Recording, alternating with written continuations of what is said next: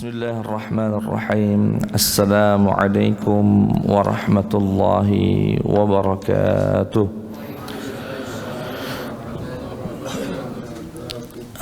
Alhamdulillah, segala puja dan puji syukur senantiasa kita persembahkan kehadirat Allah Subhanahu wa taala, sehingga pada pagi hari yang cerah ini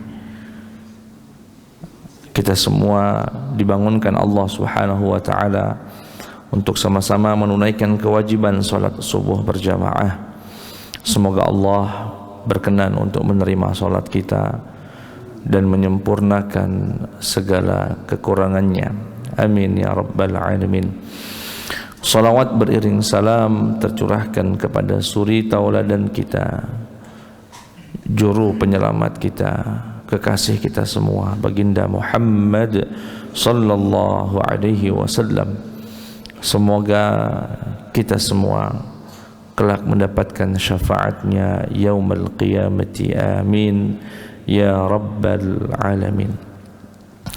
Jamaah sekalian yang dimuliakan Allah Subhanahu wa taala, ini saya baru kali pertama jadi makmumnya Ustadz Kusyairi, ya. Masya Allah, bacaannya fasih sekali. Sayang jika yang ada di sekitar beliau tidak mengambil ilmu. Ada satu hal yang jarang saya dengar dilakukan oleh para imam, dan saya dengar itu dari Ustadz Kusyairi. Di antaranya adalah ikhfa, hukum ikhfa dalam tajwid itu mengikuti huruf setelahnya. Kalau huruf setelahnya isti'la, maka ikhfa'nya mengalami penebalan, dan itu artinya betul-betul menguasai ilmu tajwid. Misalnya setelah huruf ikhfa nun sukun, setelah nun sukun atau tanwin huruf ta misalnya, itu maka hurufnya menjadi tebal, ikhfa'nya menjadi tebal. Misal min tal'iha, min qabl, bukan min qabl, salah. Atau setelahnya huruf istifal. Istifal itu tipis. Ciri-ciri tipis itu bibirnya ketarik ke belakang, fa, ta, sa. Dan itu Ustadz Kusyairi saya dengar betul, Masya Allah. Misalnya ditarik, Pak, kuntum ta'malun, dan itu jarang sekali saya dengar di Palembang. Dan alhamdulillah pagi ini saya dengar dari beliau. Bukan kuntum ta'malun, kuntum, bukan kuntum, itu yang betul. Kuntum. Misalnya tadi ya, Tanzilul kitab la raiba fihi min rabbil alamin am yaquluna iftarah bal huwal haqqu min rabbika litunzira. Kita bisa dengar, oh imam ini nari, oh ini tidak nari, oh ini. Itu berarti memberikan hak huruf ta berupa istifal. Istifal itu ya bahasa gampangnya tipis, dan tipis itu menarik bibir ke belakang. Tunzir.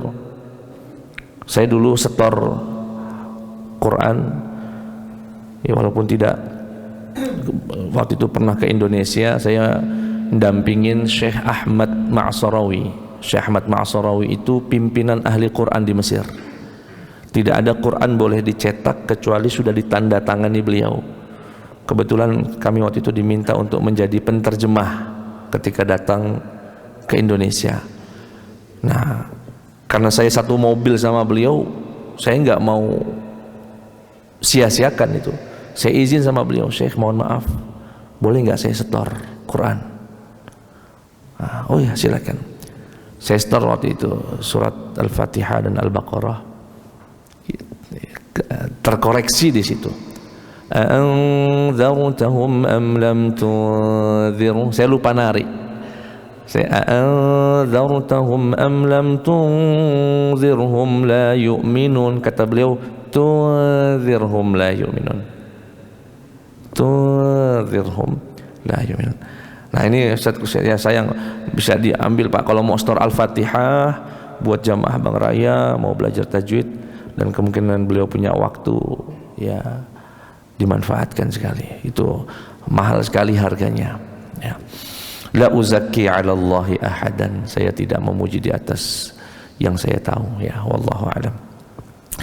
Jamaah sekalian yang dimuliakan Allah Subhanahu wa taala. Pada subuh hari ini kita masuk pada bab kemu'jizatan Nabi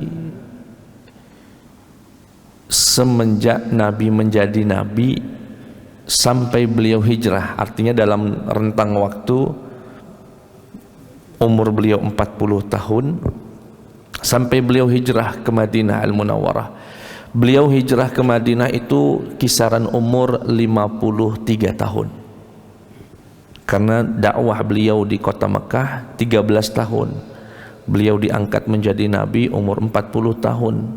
Berarti beliau saat berangkat ke Madinah itu kurang lebih saat umur 53 tahun.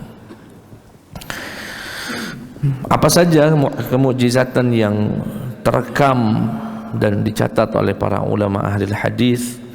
Yang pertama, an Anas radhiyallahu taala anhu qala, dari sahabat Anas, jaa Jibril ila an-nabiy sallallahu alaihi wasallam wa huwa kharijun min Makkah qad khadabahu ahlu Makkah bid-dima'i.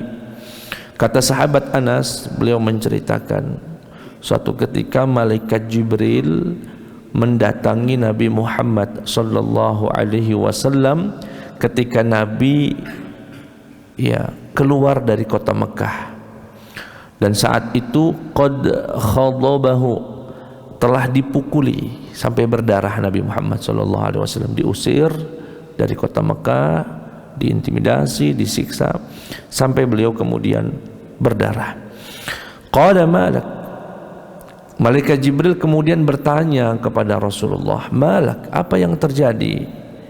Qal khadabani haula'i bid-dima, sungguh mereka telah memukulku sampai aku berdarah.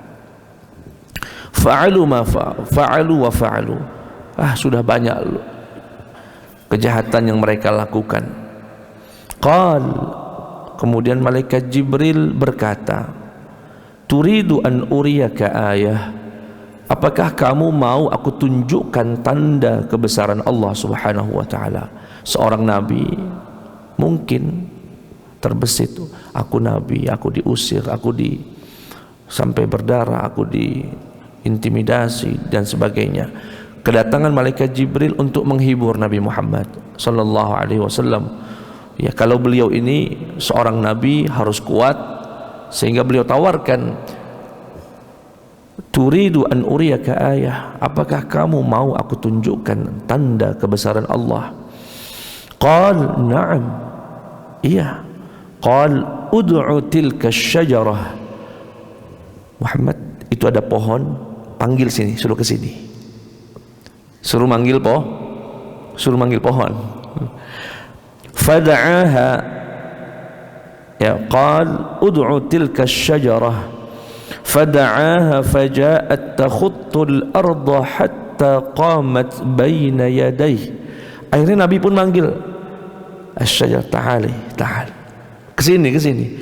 Datang rupanya pohon itu, Pak. Nah, cak berjalan itu sampai berdiri di depan Nabi Muhammad sallallahu alaihi wasallam. Kemudian kata malaikat Jibril, murha faltarji', perintahkan dia untuk pulang. Kata Nabi Muhammad, irji'i ila makanik, pohon, balik lagi lah kamu ke tempat kamu semula. Berangkatlah pohon itu kembali ke tempat semula. Faraja'at ila makaniha, kembalilah pohon itu ke tempatnya. Kemudian kata Nabi, hasbi, cukup, sudah terhibur saya seorang nabi disakiti, sekarang engkau datang memberikan tanda kebesaran Allah berupa kemu'jizatan, dan mukjizat itu hanya keluar dari seorang nabi sehingga nabi terhibur. Hasbi, cukup ya, hasbi.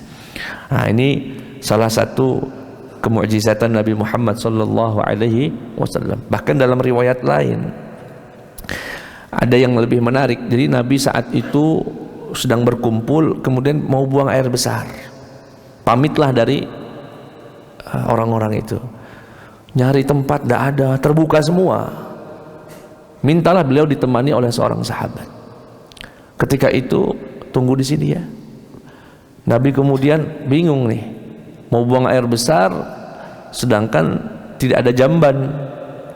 Akhirnya ada dua pohon berjauhan sama Nabi, pohon sini. Yang sana juga dipanggil sini. Ketika sudah dekat, nunduk, suruh nunduk Pak. Nah, nutupi Nabi. Ketika sudah selesai, irji'a ila makanikuma, kembalilah kamu berdua ke posisi kalian berdua. Kembali. Dan itu salah satu mu'jizah hissiyahnya Nabi Muhammad, mu'jizah indrawinya Rasulullah sallallahu alaihi wasallam. Hadis yang berikutnya, wa an Umar, dari sahabat Umar radhiyallahu taala anhu, anna Rasulullah sallallahu alaihi wasallam kana bil hajuni faradda alaihi al musyrikun. Bahwasanya Nabi Muhammad dulu pernah sedang berada di Hajun. Hajun itu tempat tertinggi atau salah satu tempat tinggi di kota Mekah, dekat kuburan Ma'lah. Kalau Bapak pernah ke Mekah dan sempat berziarah ke pemakaman komplek namanya Ma'lah. Ma'lah itu kuburannya dikuburnya di sana Sayyidah Khadijah, istri Rasulullah, dan ulama kita Kiai Maimun Zubair. Nah, itu dimakamkan di pemakaman namanya Ma'lah. Ya, tempatnya agak miring begini. Nah, itu ada gunungnya sebelahnya itu. Ya, kalau orang sana ngomongnya gunung, kalau kita sih nyebutnya bukit ini, tidak gunung juga. Nah, Nabi saat itu sedang di sana. Sedang diusir, sedang disakiti juga oleh orang-orang musyrikin Mekah. Faqal, kemudian Nabi berdoa di atas itu, Allahumma arini ayah la ubali man kadzdzabani ba'daha min qaumi. Ya Allah, tunjukkan aku tanda-tanda kebesaranmu, berikan aku mukjizat yang aku tak peduli lagi jikalau ada yang mendustaiku setelah ini. Jadi Nabi minta diberikan petunjuk, minta diberikan ayat itu tanda kebesaran, mukjizat. Andaikan nanti orang-orang musyrik itu semua tidak percaya denganku, aku nggak peduli, karena aku sudah tahu bahwasanya aku adalah hamba pilihan utusan Allah Subhanahu wa taala. Apa yang kemudian terjadi dijelaskan oleh sahabat Ibnu Abbas, ya, wa an Ibnu Abbas radhiyallahu taala anhuma jaa rajulun min Bani Amir. Ya, atau sebelum saya jelaskan hadis yang berikutnya, Syekh Abdullah Talidi yang mengarang kitab ini atau meringkas kitab ini mengatakan, wa fi hadza dalilun ala anna al-ayati wal khawarith qad yataqawwa biha al-insanu fi dinihi wa sulukihi wa annahu la malamata ala man talabaha min Allah azza wa jalla إذا كان قصده منها التأييد لا التفاخر والإعجاب والتطاول على الغير أو الوقوف عندها دون الله تعالى. Jadi kata beliau, hadis ini hadis di mana Nabi minta, ya Allah tunjukkan kuasamu, itu menunjukkan bahwasanya seorang muslim, bahkan bukan hanya Nabi, itu boleh minta kepada Allah ditunjukkan sesuatu agar dia makin yakin dengan Allah. Jadi kalau Bapak misalnya pengen, ya Allah tunjukkan kuasamu ya Allah, untuk berniat agar nambah yakin kita dengan Allah, itu boleh berdasarkan dalil hadis ini, di mana Nabi juga pernah minta sama Allah agar diberikan tanda kebesaran Allah untuk memperkuat beliau, keimanan beliau. Kita juga boleh minta semacam itu, ya. Ya, saya perhatikan doa yang dibaca oleh imam-imam di Timur Tengah kalau Palestina lagi diserang. Jadi ya, kalau lagi diserang sama Israel, Allahumma arina ajaiba qudratik, ya Allah tunjukkan keajaiban kemampuanmu gitu. Fa innahum la yu'jizunak, sungguh orang-orang Yahudi itu tidaklah mampu melemahkanmu.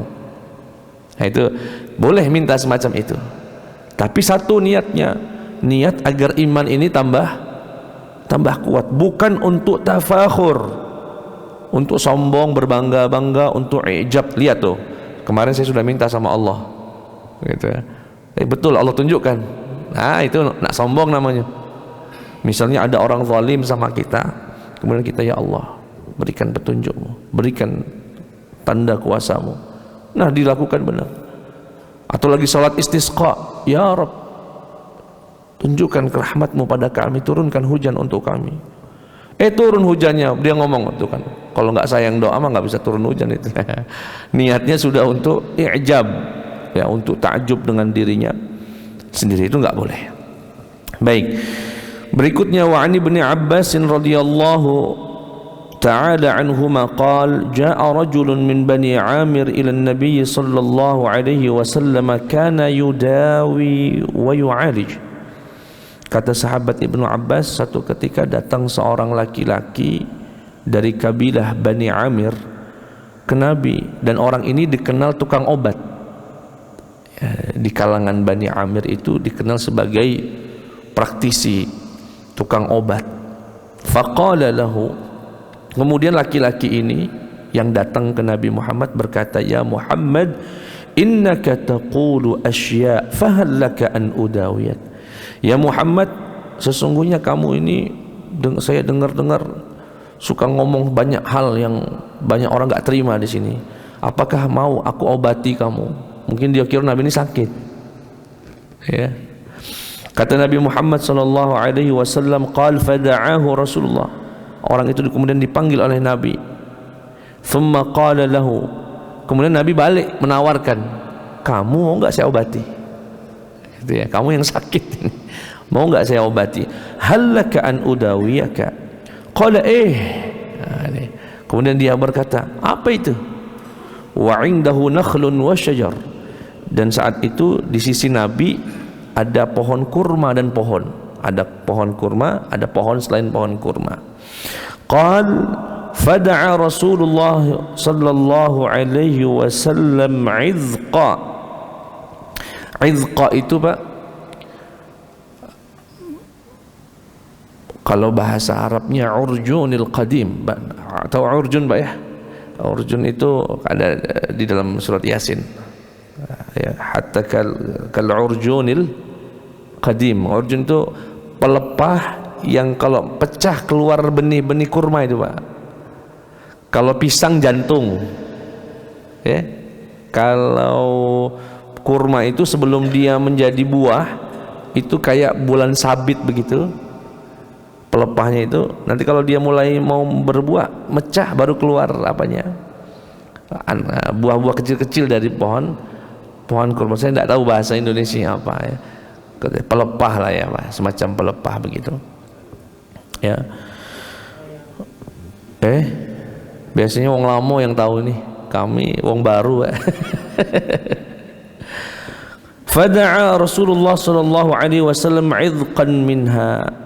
Ya, kemudian Nabi manggil itu yang sebentuk bulan sabit itu. Fa aqbala ilaihi, datang itu Pak dari pohon itu. Datang ke Nabi Muhammad wa huwa fa aqbala ilaihi wa huwa yasjud. Sembari gerakan seperti sujud, wa yarfa, bangun lagi, wa yasjud lagi, sujud lagi, wa yarfa lagi, naik lagi, hatta intaha ilaihi faqama baina yadayhi. Saya bisa bayangkan karena bentuknya kayak bulan sabit. Ketika dia datang mungkin kayak sujud itu Pak. Sampai kemudian berdiri di depan Nabi Muhammad sallallahu alaihi wasallam. Tsumma qala lahu Rasulullah, setelah sampai di depannya, balik lagi lah ke pelepah kamu, ke pohon kamu. Balik lagi itu ila makanika. Faraja'a ila makanihi faqal. Laki-laki tadi yang datang dari Bani Amir menawarkan pengobatan, setelah melihat itu berkata, wallahi la ukadzibuka bi syai'in taquluhu ba'daha abadan, demi Allah aku sejak hari ini tidak akan mendustaimu ya Muhammad selama-lamanya. Artinya setelah melihat kemukjizatan Nabi Muhammad sallallahu alaihi wasallam. Baik, jamaah sekalian yang dimuliakan Allah Subhanahu wa taala. Mukjizat yang berikutnya. Al-ayah fi darril jaz'ati bil laban, yakni tentang susu seekor kambing. Jaza'ah namanya. Jaza'ah itu kambing umuran 1 tahun. Ya, menjelang 2 tahun itu namanya jaza'ah. An Abdullah bin Mas'ud, dari sahabat Ibnu Mas'ud radhiyallahu taala anhu, qala kuntu ghulaman yafi'an ar'a ghanaman li'Uqbah bin Abi Mu'ayyid bi Makkah. Kata sahabat Ibnu Mas'ud, dia cerita ini, dulu ya saya ini masih anak-anak menjelang dewasa, anak-anak menjelang baligh, ya berarti umuran 11 tahun, 10 tahun.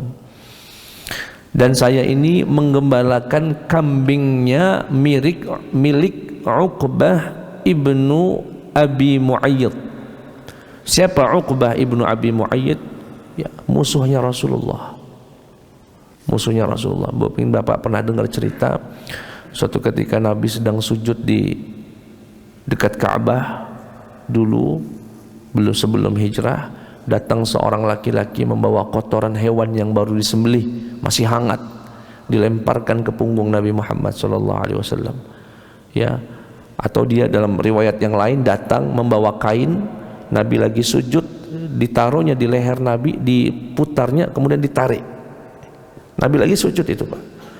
Tidak ada yang membela Nabi Muhammad kecuali sahabat Abu Bakar. Kemudian mendorong laki-laki itu yang menarik dan mencekik Rasulullah, berkata, ataqtulu rajulan yaqulu rabbi Allah. Hei kamu, apakah kamu akan membunuh seorang laki-laki yang mengatakan Tuhanku adalah Allah Subhanahu wa taala? Nah, tahukah Bapak siapa laki-laki ini? Laki-laki ini bernama Uqbah ibnu Abi Mu'ayyid. Nah, ini bosnya Ibnu Mas'ud dulunya, Pak, yang punya kambingnya. Nah, kata Ibnu Mas'ud radhiyallahu anhu, saya dulu ini kerja sama Uqbah ini nih, yang jahat sekali sama Nabi Muhammad sallallahu alaihi wasallam. Saya mengembalakan kambingnya. Fa'ata alayya Rasulullah wa Abu Bakrin. Beliau bercerita, sahabat Ibnu Mas'ud ini cerita, saya lagi menggembala kambingnya Uqbah ibnu Abi Mu'ayyid tadi. Ketika menggembala kambing, Nabi ini datang bersama Abu Bakar. Wa qad farra minal musyrikin, dan saat itu datang karena baru saja lari dari orang musyrik. Artinya baru kabur lah, ya, baru diusir oleh orang-orang musyrikin. Faqal, kemudian Nabi Muhammad sallallahu alaihi wasallam berkata kepada Ibnu Mas'ud, ya, sahabat yang masih kecil, belum baligh, menjelang baligh, ya ghulam, hal 'indaka labanun tasqina? Apakah kamu punya susu kambing yang bisa kamu berikan untuk kami minum? Karena Nabi baru lari nih, baru kabur. Bertemu dengan Ibnu Mas'ud yang sedang mengembala kambing-kambing, nanya, ada enggak punya air susu untuk kami minum? Qultu inni mu'tamanun walastu bisaqaikuma. Ya, walastu bisaqikuma. Saya ini memegang amanah, tugasnya mengembala kambing. Ya, tidak ada amanah kami untuk ngasih minum orang. Sampai saking seamanahnya Nabi minta pun tidak dikasih. Ya sudah, kata Nabi, fahal 'indaka min jaza'atin lam yanuz, ya, atau lam yanzu 'alaiha al-fahlu. Kalau begitu kamu punya enggak kambing umuran setahun yang belum pernah berhubungan badan, yang belum pernah dikawinin, masih gadis lah kalau bahasa kita. Ada ya Rasulullah. Qultu na'am, ada. Qal fa'ataituhuma biha. Akhirnya aku cari kambing itu ada. Kenapa Nabi minta itu, Pak? Kenapa enggak minta? Karena Rasulullah ini mau menunjukkan mukjizat, kalau kambingnya sudah pernah punya anak, wajar punya susu. Ini kan mau ditunjukkan mukjizat, kambing muda belum pernah kawin, belum pernah punya anak, bakal keluar susu yang banyak. Kata Nabi, carikan kambing yang masih gadis. Dicarikannya, datanglah.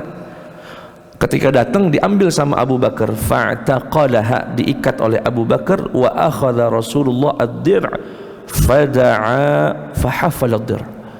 Nabi kemudian diambil kambingnya yang gadis tadi, yang muda, dipegang bagian susunya. Kemudian Nabi berdoa, ya Allah, deraskanlah susunya. Fahafaladir. Seketika ngembang gitu loh Pak ya, ngembang sampai penuh air susunya. Melihat itu Abu Bakar, wa atahu Abu Bakrin bisakhratin muka'aratin. Abu Bakar kemudian bawa batu yang berbentuk seperti mangkuk, ya seperti layah kalau kami biasa untuk ngulek bumbu itu Pak. Nah, datang untuk mewadahi susu tadi.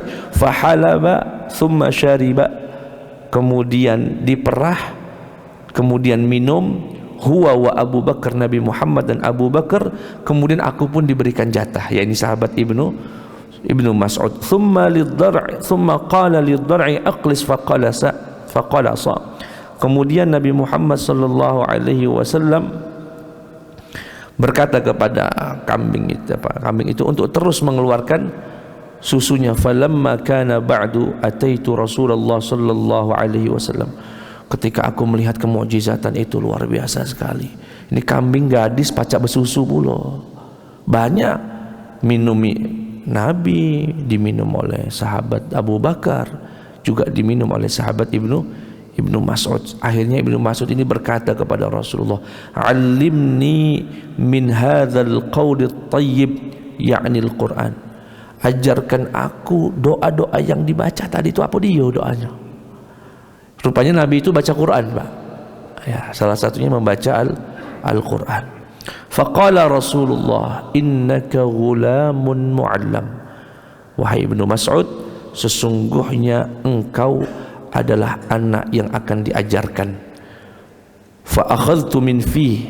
Kemudian Ibnu Mas'ud bercerita, aku langsung belajar dengan Nabi Muhammad baca Quran, dan aku hafal dari Nabi Muhammad 70 surah, 70 surat.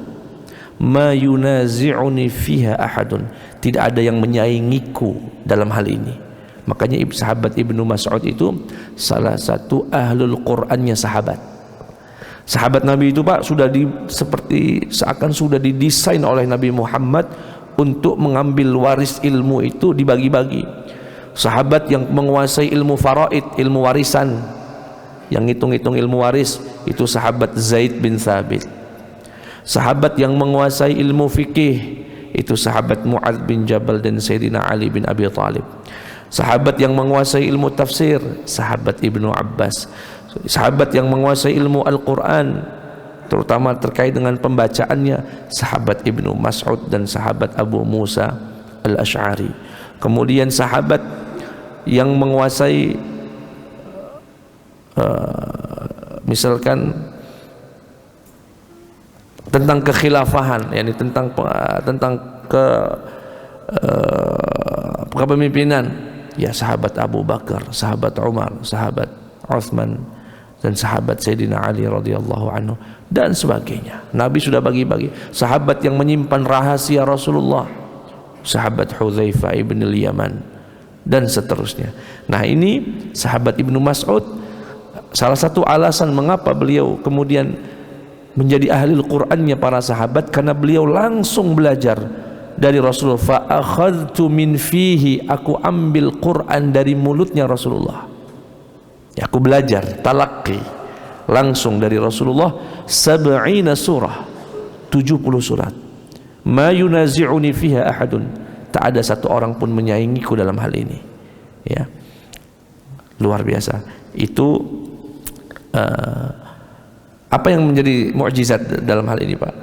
Susu dari kambing betino yang belum kawin, ya. Dan itu menunjukkan kemukjizatan baginda Muhammad sallallahu alaihi wasallam. Kemudian yang berikutnya ini tentang terbelahnya bulan.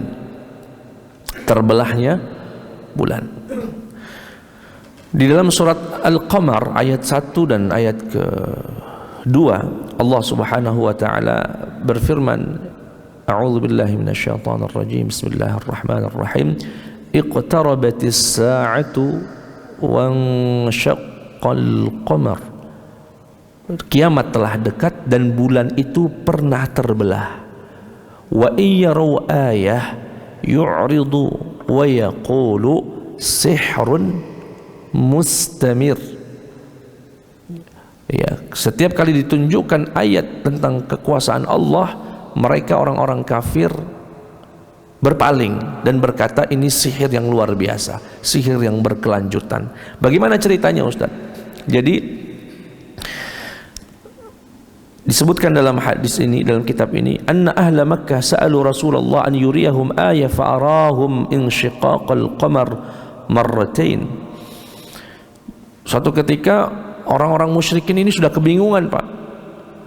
Bagaimana cara menghentikan dakwahnya Nabi dan membuat orang Mekah itu nggak percaya dengan Nabi. Berembuklah mereka ini, bermusyawarah. Cak mano nuduh gilo lah sudah.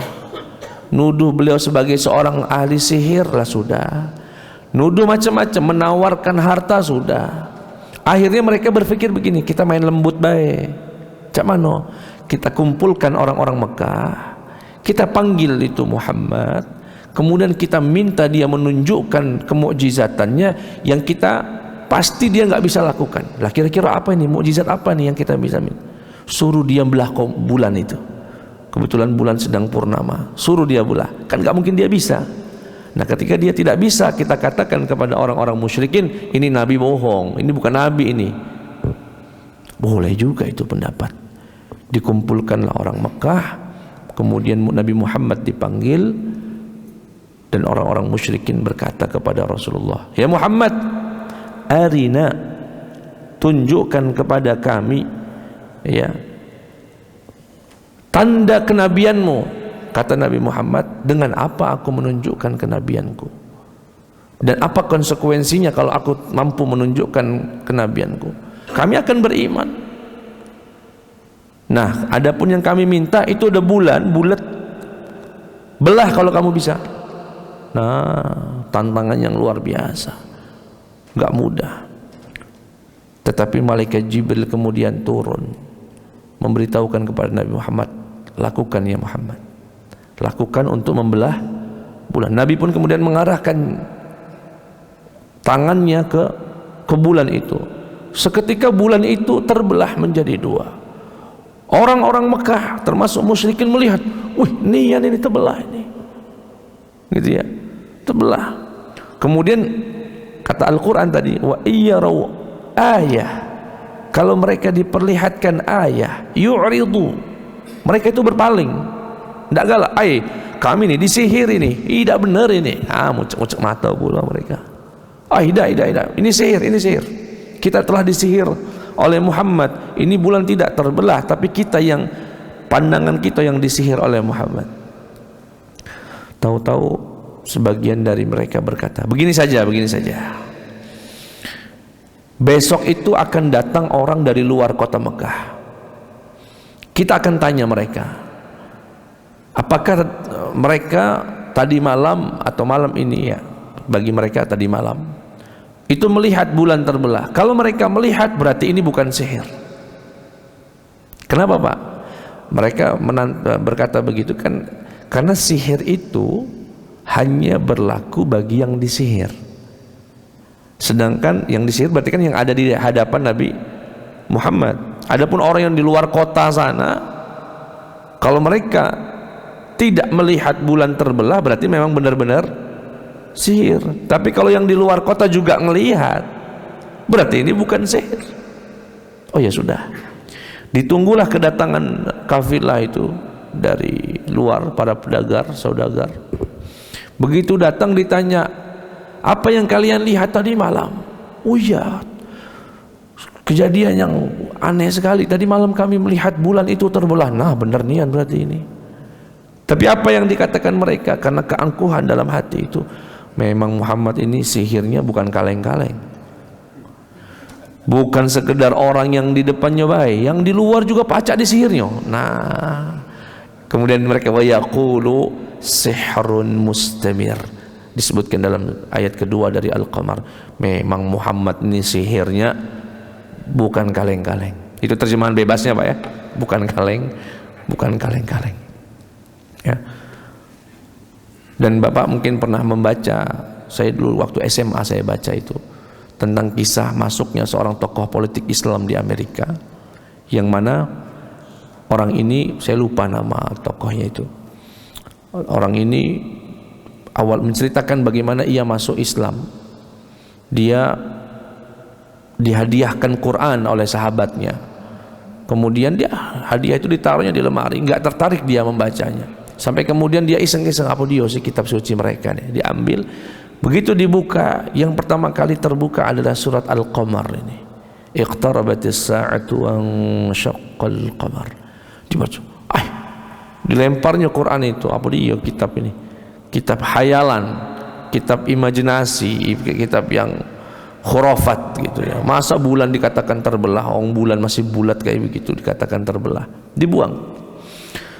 Berlalu sampai 2 minggu atau ya beberapa waktu setelahnya, sambil nyantai dia di ruang keluarga nyetel TV, saat itu sedang jumpa pers dari lembaga NASA Antartika ya, NASA lembaga di Amerika yang menangani tentang langit ya, merilis hasil perjalanan mereka ke bulan. Salah satu poin yang disampaikan NASA saat itu adalah mereka mendapatkan retakan ratusan kilometer di bulan. Yang retakan itu tidak mungkin ada kecuali dulu bulan itu pernah terbelah. Nah, kata dia, terbelah. Langsung dicarinya Quran tadi. Dicari, dapatlah ayat yang mengatakan wang syaqqal qamar. Bulan itu pernah terbelah. Dan kejadian terbelahnya itu bahkan diriwayatkan 2 kali Pak, karena 2 kali Nabi Muhammad diminta untuk membelah bulan oleh orang-orang musyrikin, tapi tidak beriman. Lagi-lagi batu, hatinya batu ya. Disebutkan oleh sahabat Ibnu Mas'ud, in falaqal qamar wa nahnu ma'a Rasulillah fasara firqatain, filqatun min wara'il jabal wa filqah dunah, faqala Rasulullah sallallahu alaihi wasallam ishhadu ya. Kata sahabat Ibnu Mas'ud, bulan itu pernah terbelah menjadi 2 dan kami saat itu dekat dengan Nabi Muhammad, sedang berada di sisi Rasulullah. Fasara firqatain, kemudian bulan itu menjadi 2 kelompok, menjadi 2 bagian. Sebagian ada di belakang gunung, sebagian ada di bawahnya. Di bulan di atas gunung itu terlihat belah gitu. Dan kami saat itu berada di sisi Rasulullah sallallahu alaihi wasallam. Kemudian Nabi berkata kepada para sahabat, "Ishhadu," saksikan itu. Tanda kebesaran Allah Subhanahu wa taala, kemukjizatan dari baginda Muhammad sallallahu alaihi wasallam yang disebut dengan insyiqaqul qamar, terbelahnya bulan. Alhamdulillah yang telah memberikan kita hidayah.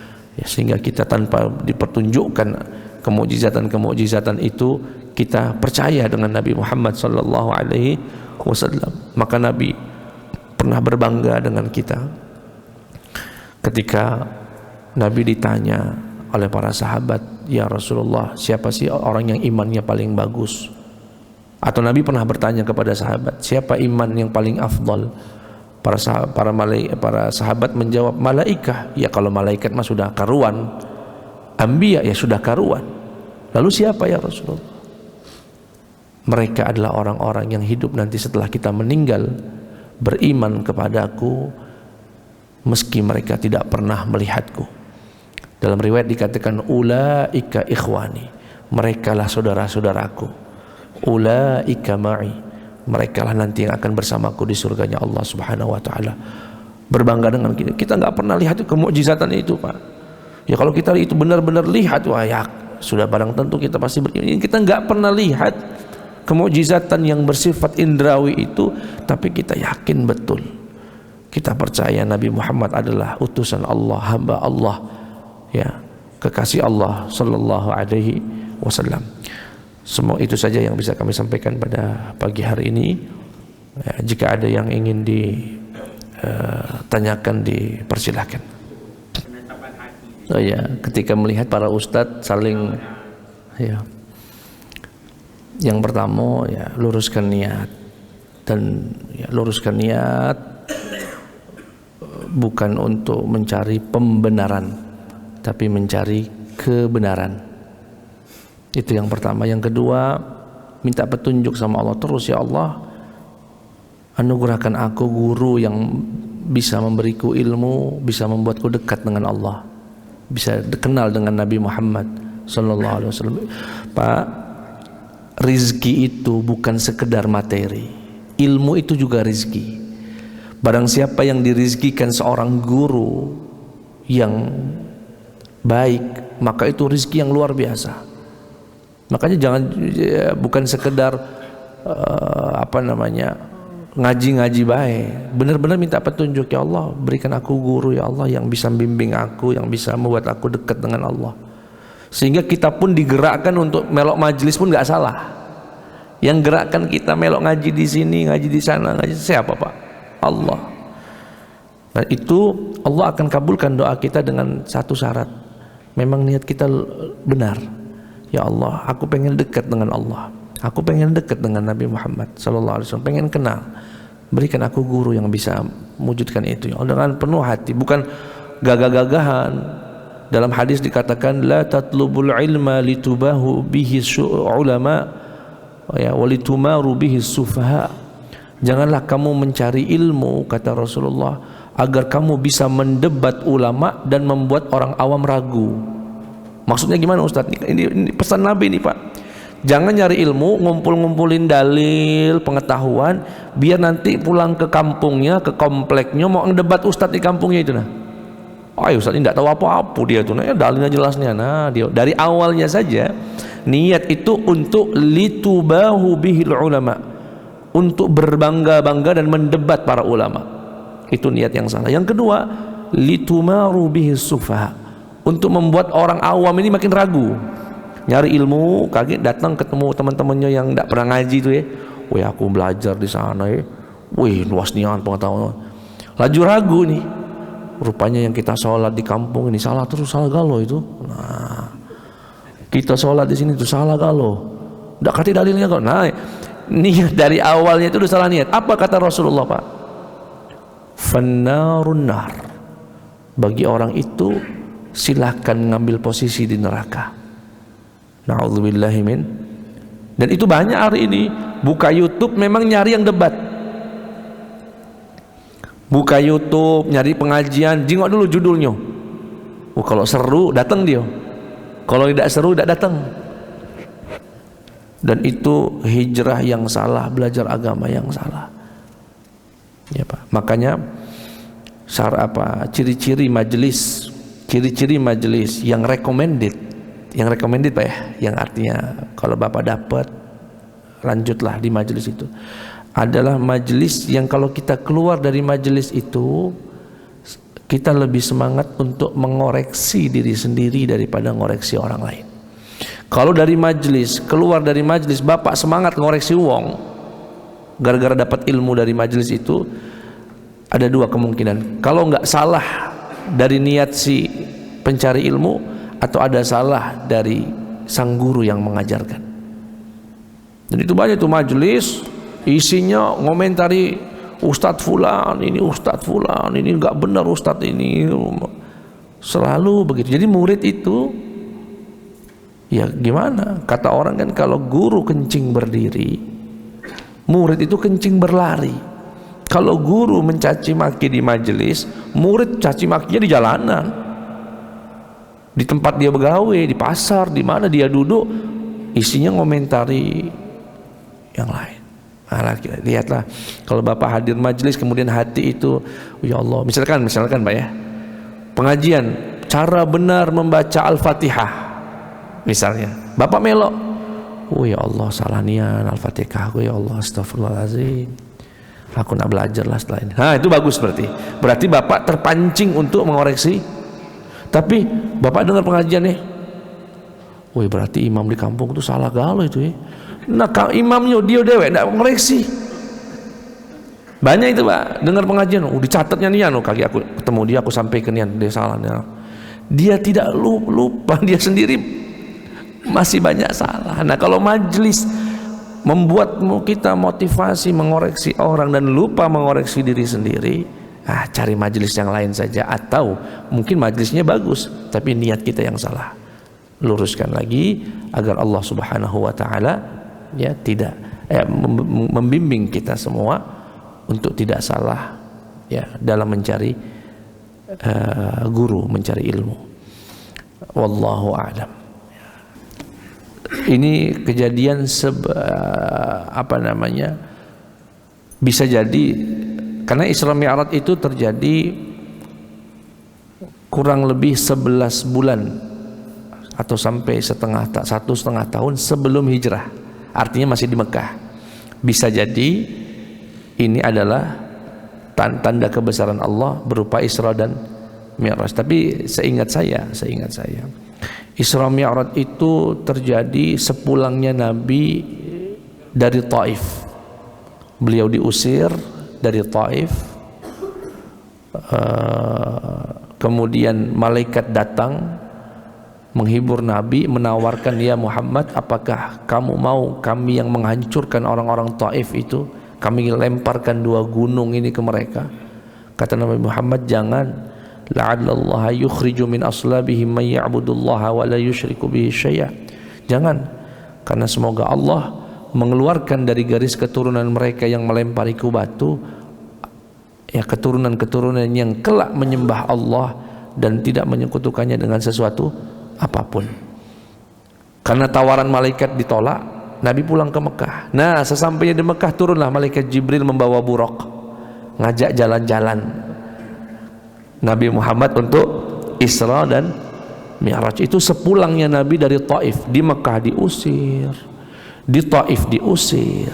Nabi sampai berdoa, ya Allah, aku tidak peduli mereka mengusirku, yang penting jangan engkau yang marah sama aku. Gitu. Aku tak peduli diusir di sana, dia omong gila, dia omong stres, dia omong nggak peduli. Yang penting bukan karena engkau marah sama aku. Kemudian beliau meminta, ghaira anna afiyataka awsa'uli. Allahumma inni as'aluka binuri wajhik. Ya Allah, aku minta dengan cahaya wajahmu, alladzi asyraqat bihi adh-dhulumat, yang telah menerangi kegelapan. Jangan marah dengan aku, jangan murka dengan aku. Ya, silakan ya Allah, mereka mencaci makiku sampai engkau ridha dengan aku. Nah, setelah doa itu Pak, mulai itu hiburan-hiburan dari Allah, balasan dari Allah Subhanahu wa ta'ala, ganjaran buat Nabi Muhammad mulai diperlihatkan. Ada 3 yang diberikan beliau Allah kepada Nabi Muhammad. Pertama, masuknya Islam budak di kebun milik Rabi'ah, Utbah ibn Rabi'ah, masuk Islam, itu bagi Nabi suatu kabar gembira. Yang kedua, penawaran dari malaikat untuk menghancurkan orang-orang Taif, ditolak juga sama Nabi. Yang ini ditolak. Pulang ke Mekah, balik lagi tuh dari Taif ke Mekah. Turunlah malaikat Jibril membawa buraq. Muhammad, jalan-jalan kita, jalan-jalan itu malam itu Pak, ke Baitul Maqdis, Isra ke sana, Mi'raj ke sana. Dan itu perjalanan spiritual yang tidak akan terulang kedua kalinya. Ya, hanya Allah berikan kepada Nabi Muhammad. Siapa yang enggak pulang dari situ Pak, pulang dari Isra Mi'raj, bawa sholat dan bawa semangat baru, hijrah ke Madinah kurang lebih 1 tahun setelahnya. Ya, jadi apakah minta tanda kebesaran Allah itu berupa Isra Mi'raj? Kami kira bukan, ya mungkin tanda-tanda yang lain ya, tidak disebutkan dalam hadis ini. Ya, wallahu a'lam. Cukup ya? Alhamdulillah. Sebelum kami tutup Pak, saya ingin mengundang bapak-bapak hari Rabu malam Kamis di Masjid Fajar Sidik di dekat rumah kami di Pebem Karanganyar, acara hataman kitab 100 hadis qudsi. Ya, kami punya kajian sudah 2 tahun mengkaji hadis-hadis qudsi, 100 hadis qudsi. Alhamdulillah kami sudah hatamkan, dan itu akan dihaflahkan, dirayakan atau disyukuri di hari Rabu malam Kamis. Insya Allah pengarang kitabnya hadir, tapi via Zoom dari Istanbul. Beliau Syekh Muhammad Awamah, Profesor Dr. Muhammad Awamah. Sepengetahuan saya ahli hadis paling senior yang masih hidup beliau. Sekarang tinggal di Istanbul, ulama asal Syria. Insya Allah beliau hadir, berkesempatan hadir via Zoom. Kemudian acara itu diisi dengan talkshow tanya jawab, Pak. Tanya jawab seputar bekal menghadapi krisis 2023. Nanti ada 4 pematerinya. Pokoknya tanya baik, Pak, apa baik lah. Ada Habib Mahdi di sana yang akan menjawabnya. Kemudian ada Habib Syukri bin Syahab. Kemudian ada Dr. Ulil Amri, ya Ustadz Ulil Amri. Kemudian ya saya pribadi, ya kalau saya mah cuma nyiapin teh sama ini saja, Pak, di situ. Ya, dihaturi, Pak, ya kehadirannya hari Rabu malam Kamis. Nah, nanti itu ada undangan dari, silahkan dibagikan.